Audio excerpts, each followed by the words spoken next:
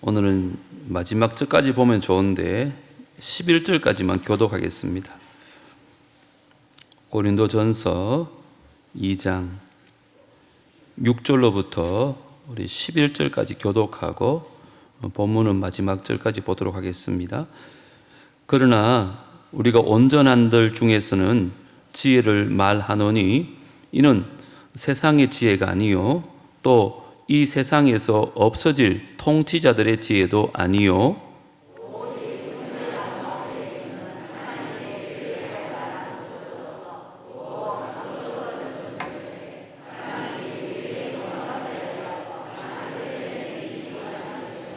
이 지혜는 이 세대의 통치자들이 한 사람도 알지 못하였나니 만일 알았더라면 영광의 주를 십자가에 못 박지 아니하였으리라.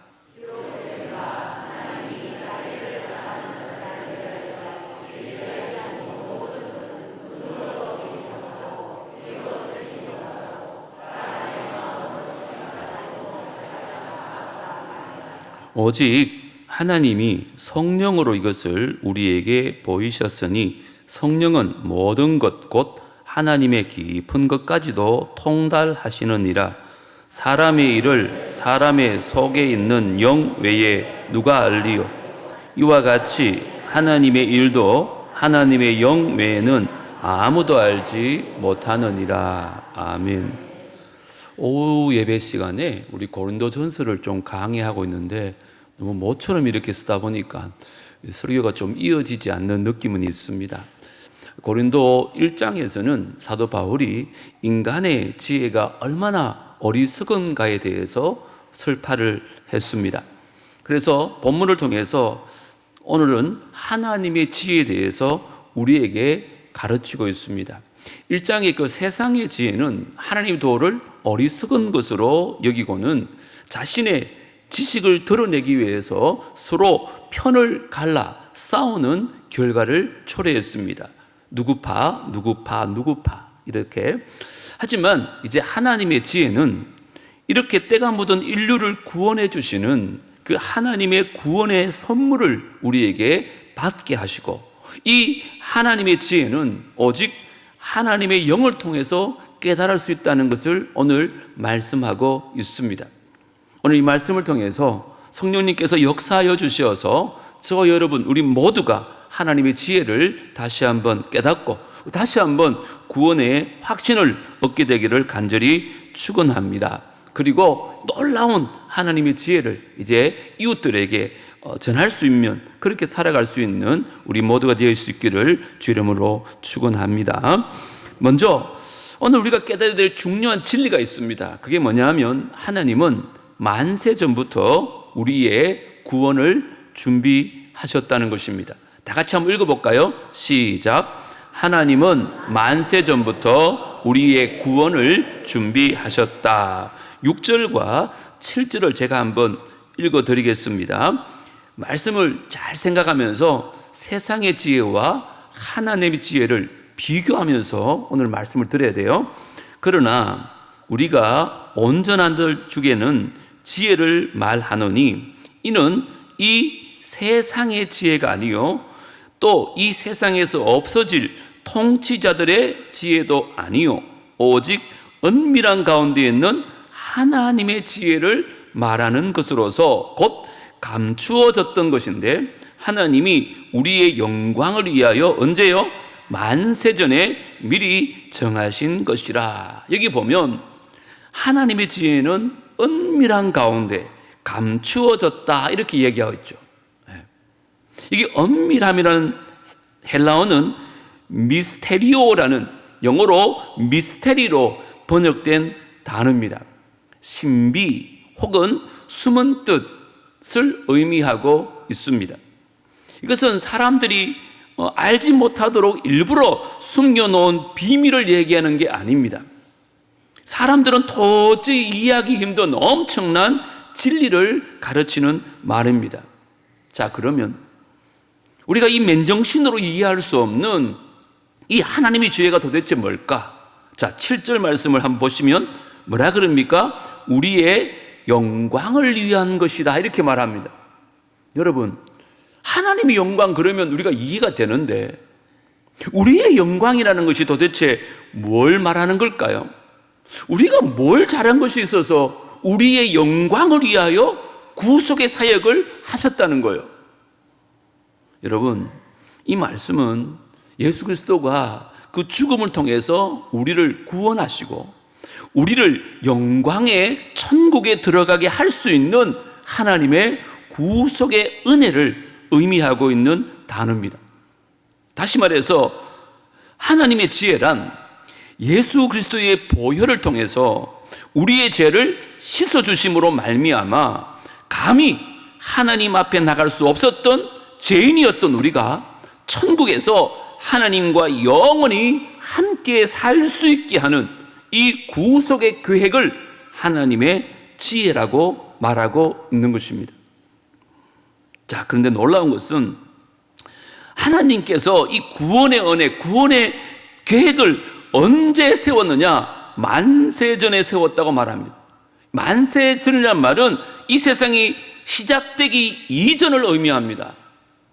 이 말은 하나님이 인간을 창조하시고 인간이 죄를 짓는 거 보신 후에 야, 큰일 났네. 내가 이 사람들을 천국에서 영원히 함께 살기 위해서 만들었는데 아니 이 사람들이 죄를 지었으니 다 멸망하게 생겼네. 이제 어떡하지?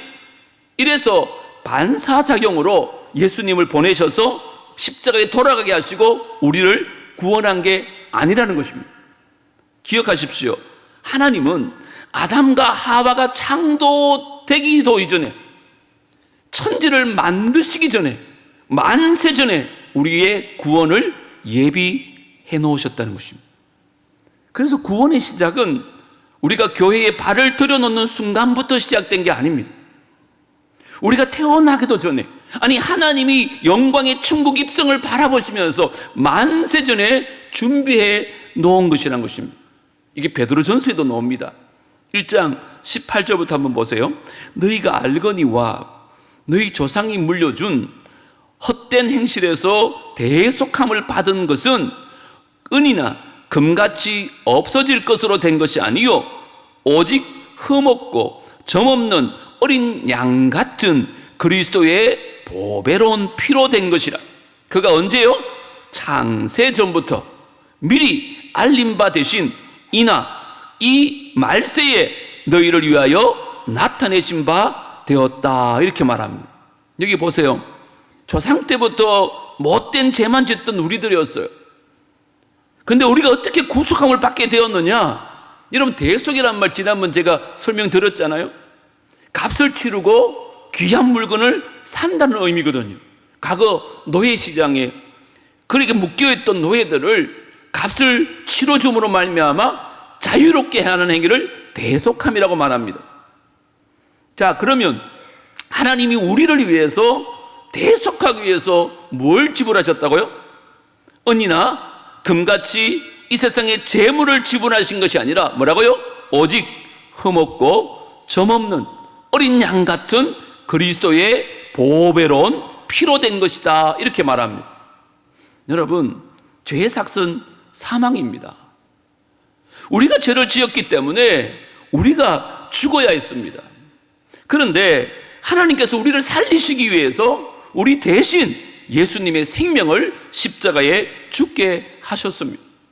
우리는 그 피값으로 말미암아 죄 용서를 받았고 구원을 받게 되었다는 그 구원의 진리를 지금 이야기하고 있습니다. 자, 그러면 이 말이 무엇을 의미하는지 오늘 쉽게 한번 제가 말씀을 드리려고 합니다. 우리가 어떤 물건을 살 때 100만 원을 지불했다는 것은 우리가 보기에 그 물건이 100만 원의 값어치가 있기 때문에 100만 원을 지불하고 그 물건을 삽니다. 그렇잖아요. 우리가 볼 때 아유 저거는 뭐 10만 원짜리도 안 돼 그러면서 100만 원을 지불하고 그 물건을 사는 사람은 아무도 없습니다. 자, 그러면 하나님께서 우리를 대속하기 위해서 예수님의 생명을 지불하셨어요. 자, 그러면 저와 여러분을 하나님께서는 예수의 생명을 주고 지불했다면 하나님 눈에는 저와 여러분이 어떤 값어치라고요? 예수님만한 값어치라는 것입니다. 눈동을 보니까 아무도 안 믿으시는 것 같은데,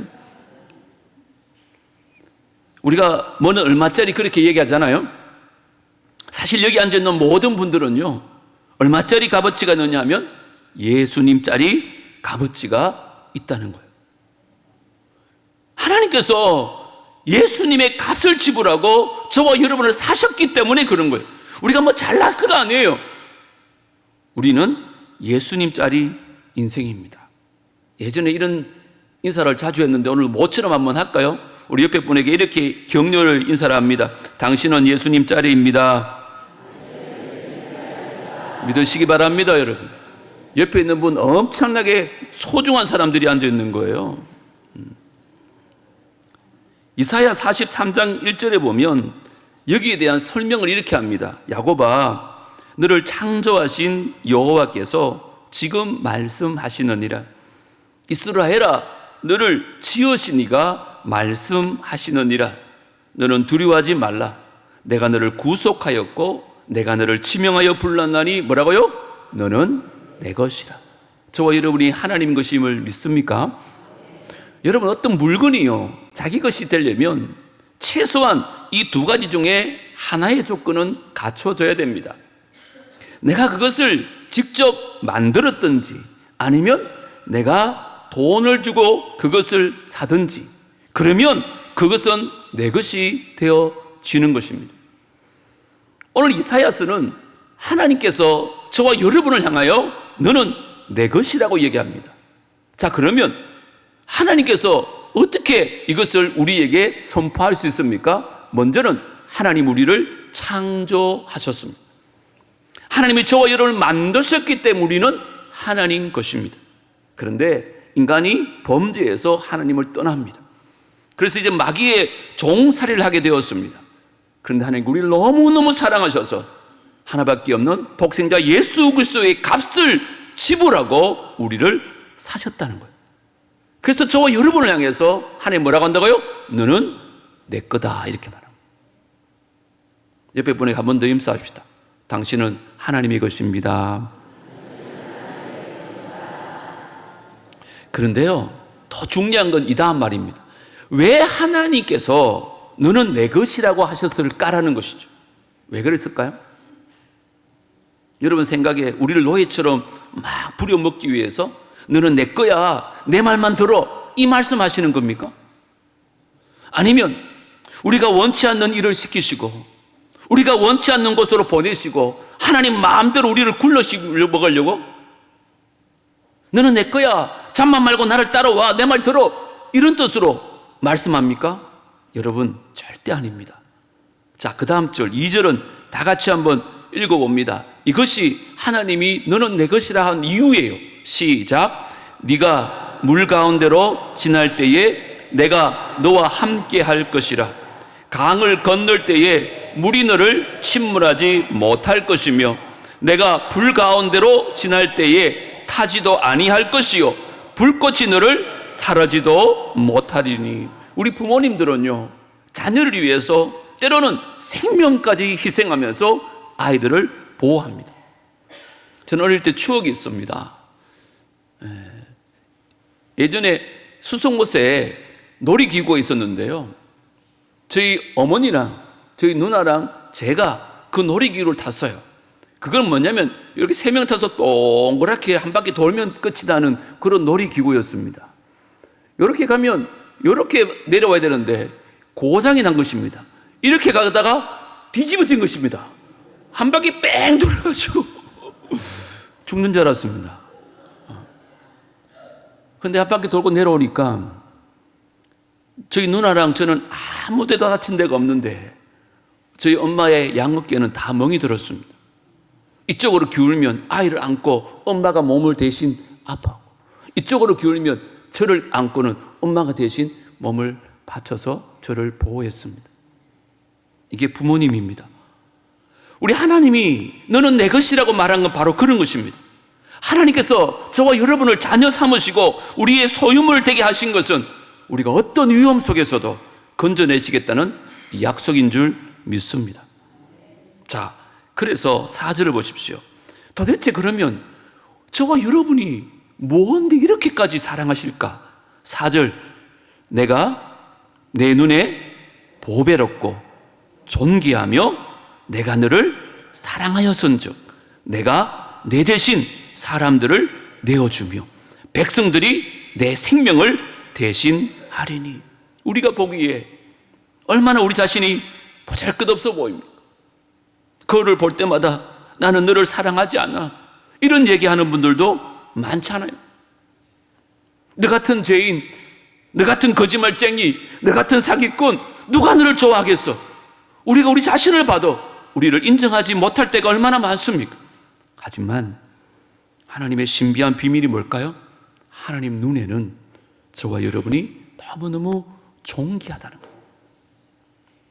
하나님 눈에는 저와 여러분이 너무너무 보배로운 보물처럼 보인다는 거예요.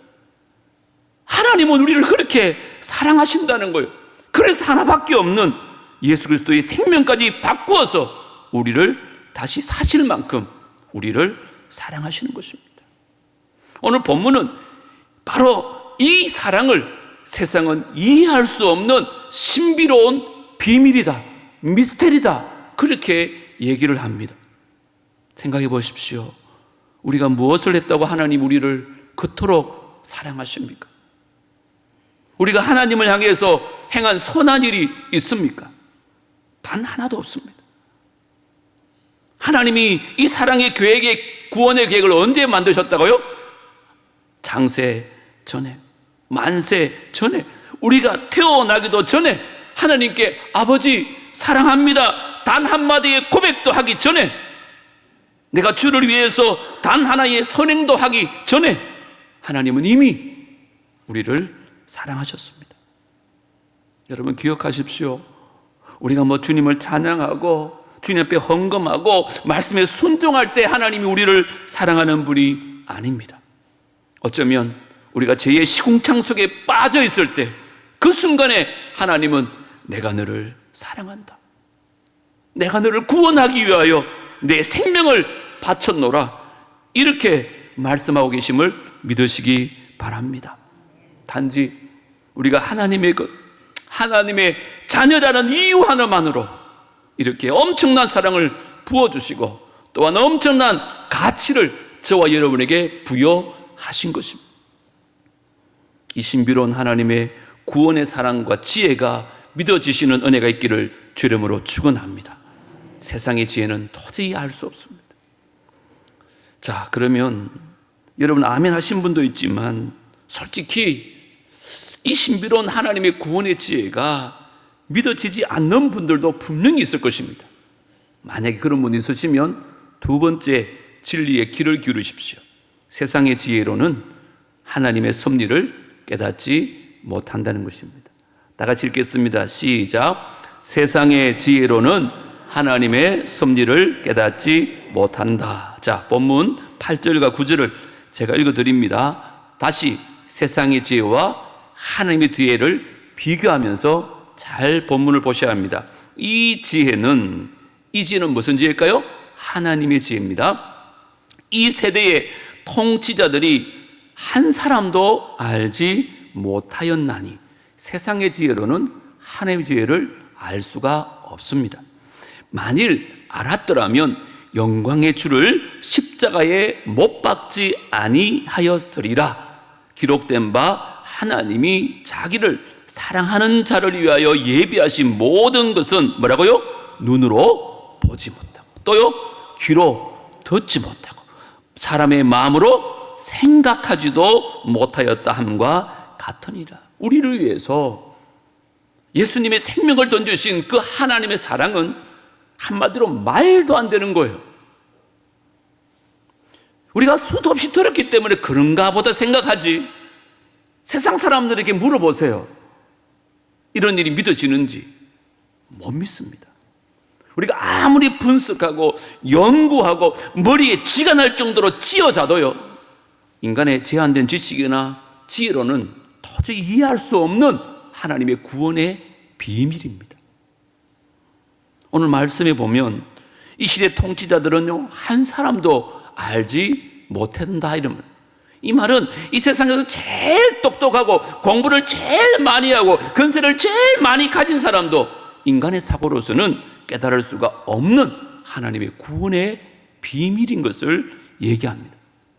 여러분 한번 생각해 보세요. 만일 알았더라면 영광의 주를 십자가에 못 박지 아니하였으리라 이렇게 얘기합니다. 여러분 그렇잖아요. 만약에 예수님이 정말 우리를 구원하기 위해 오신 하나님의 아들이라는 것을 알고 그것을 믿었더라면 유대 갈리다 로마 시민들이 감히 하나님의 아들을 예수 그리스도를 십자가에 못 박을 수 있을까요? 그렇지 못했겠죠. 그러면 예수님은 우리를 위해서 돌아갈 수가 없는 거예요. 그렇게 되면 하나님의 구원의 계획은 다 망치게 되는 것입니다. 그래서 하나님은 이 구원의 비밀을 그런 자들에게는 감추시고 어린아이 같이 순전한 겸손한 마음으로 구원을 소망하는 이들에게 보여주셨다는 것입니다. 이게 오늘 본문의 내용입니다. 그 하나님의 구원의 계획은 오늘 말씀처럼 눈으로 볼 수 있는 게 아닙니다. 귀로 듣는다고 마음으로 생각한다고 아는 것이 아닙니다. 아무리 똑똑한 천재라고 해도 세상의 지혜로는 이 구원의 진리를 이해할 수가 없다는 거예요. 여러분 생각에 이 세상 인류 그 역사 가운데 가장 똑똑했던 사람 그러면 누구라고 생각하세요? 많은 학자들은 아인슈타인 박사를 꼽습니다. 20세기의 가장 훌륭한 과학자로 알려진 이 아인슈타인이 하나님의 존재를 부인하지 않습니다.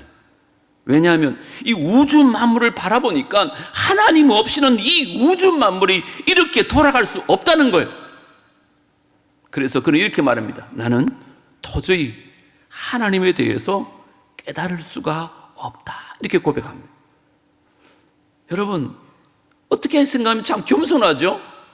나는 하나님을 다 이해 못해요. 이해하는 것까지 좋은데 그 이상 나가지 못한 것입니다. 아인슈타인은 과학자로서 그 놀라운 우주의 법칙을 발견할 때마다 이건 사람이 하는 게 아니구나, 하나님이 계셨기 때문에 가능하구나 인정할 수밖에 없었습니다. 하지만 안타까운 것은 거기서 그의 인생은 끝나버렸습니다. 만약에 세계적인 천재 아인슈타인도 하나님의 지혜를 이해하지 못했다면 저와 여러분이 아무리 네이버를 검색하고 도서실에 가서 책을 본들 하나님이 누구라는 사실을 알 수 있을까요? 불가능합니다. 왜요? 인간의 지혜로는 하나님의 지혜를 도무지 깨달을 수가 없는 거예요.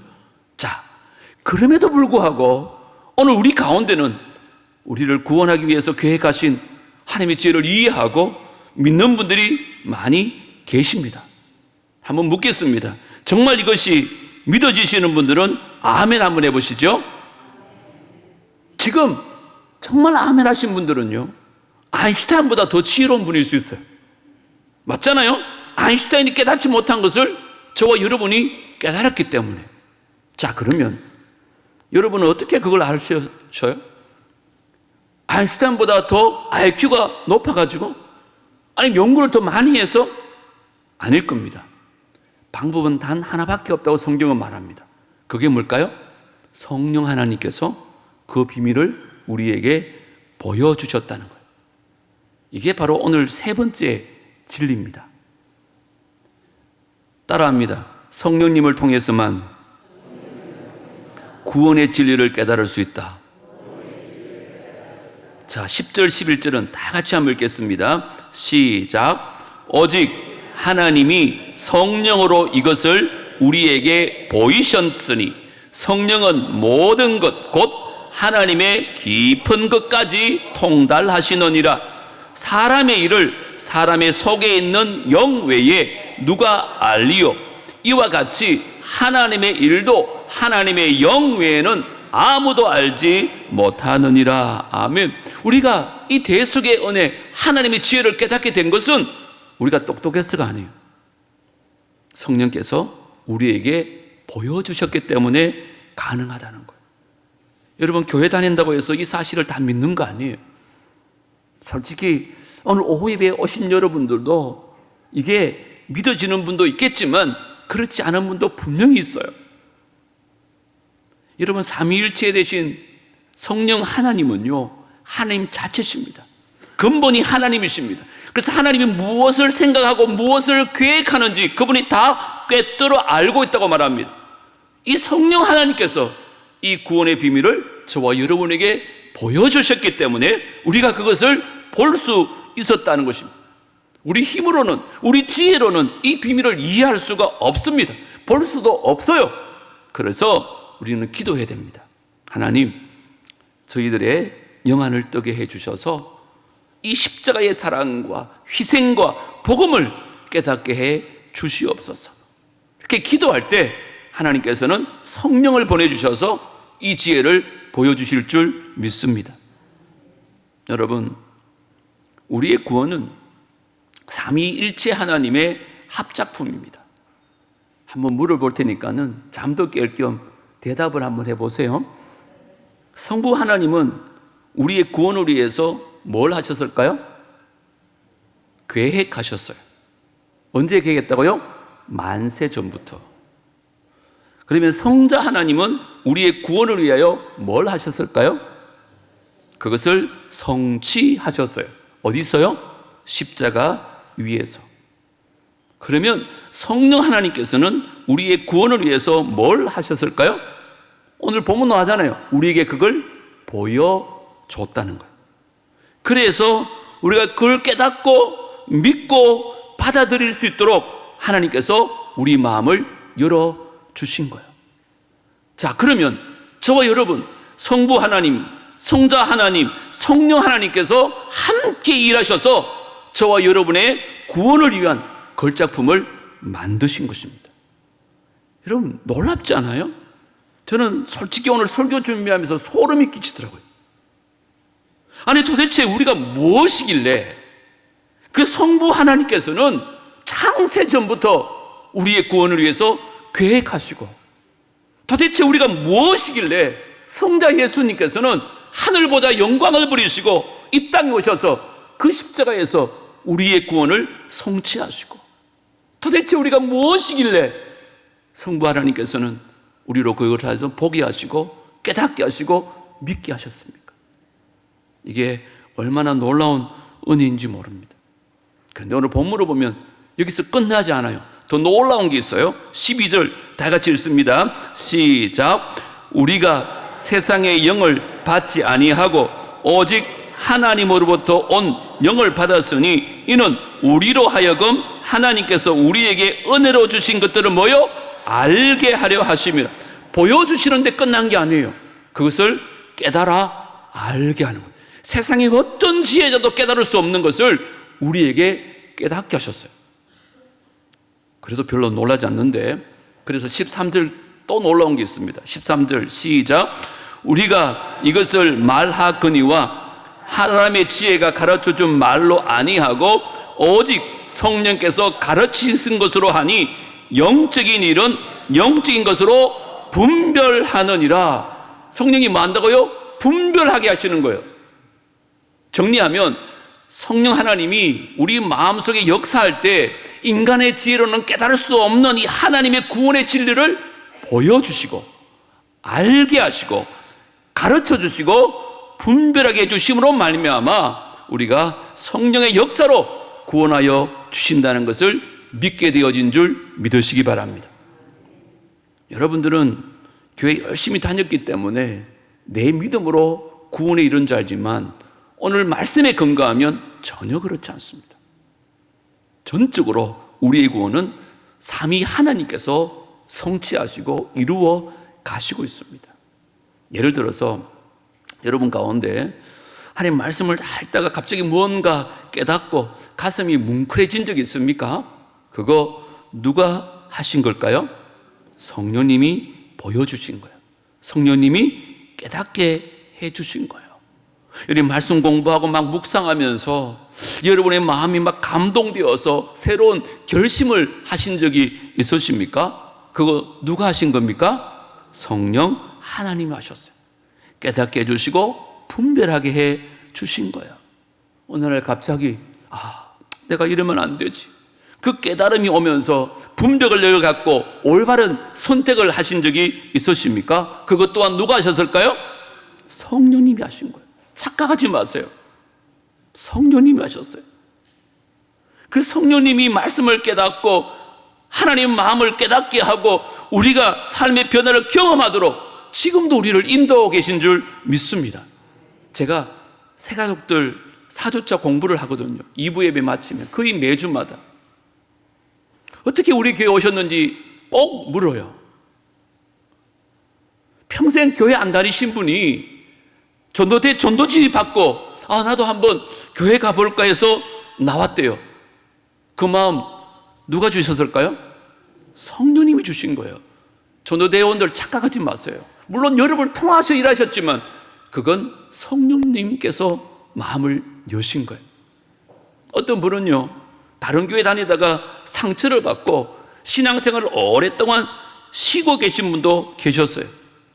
여러분, 교회 다니다가 상처받은 사람이 다시 교회 오는 거 쉬울까요? 어려울까요? 어렵습니다. 그런데 성령님께서 그의 마음을 어루만져 주시니까 마음이 변화가 일어나는 거예요. 그래서 그래, 내가 교회 나가야지. 내가 이러면 안 되지. 하나님을 그리워하게 되고 교회를 그리워하는 마음을 생기게 해 주신 줄 믿습니다.